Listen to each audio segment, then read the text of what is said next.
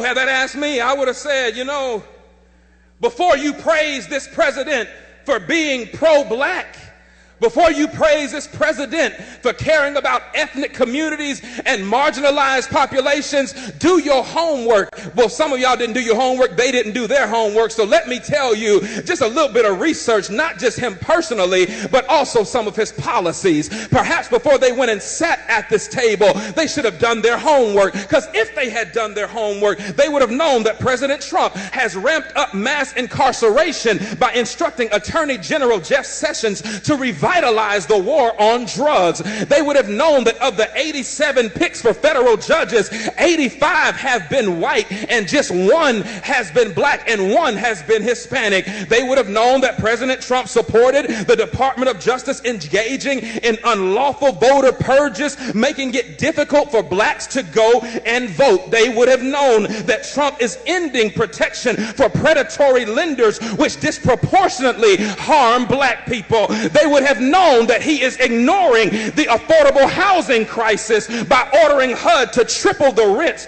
of poor tenants in public housing, which mostly affect black people. Do your homework. They would have known that he is proposing cutting $200 billion over the next 10 years from supplemental nutrition assistance programs that will bring more hunger in black and brown communities. They would have known that Trump is worsening the health of black communities through environmental deregulation, which disproportionately harms black people through exposure to pollution. Now, that's just a few on the policy side, but you don't have to go too far to ask what about him personally would make me know that he is not pro-black. I'm glad you asked, because in 1970, Trump's real estate company tried to avoid renting apartments to black tenants and gave preferential treatment to white tenants. He began his 2016 presidential campaign with a speech disparaging Mexican immigrants as criminals and rapists. Y'all remember that? In 2016, he said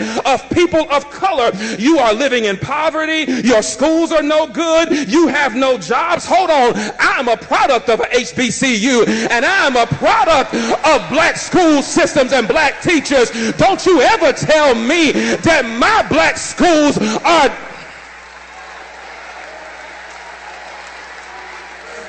Hold on, I ain't done. He says you have no jobs, so what do you have to lose from electing me? In 2017, Trump said 15,000 recent immigrants from Haiti all have AIDS, and 40,000 Nigerians once seeing the United States would want to go back to their huts in Africa. He spent years suggesting that the nation's first black president was not a citizen of these United States. He called Puerto Ricans who's criticized his administration's response to Hurricane Maria. He called them politically motivated ingrates.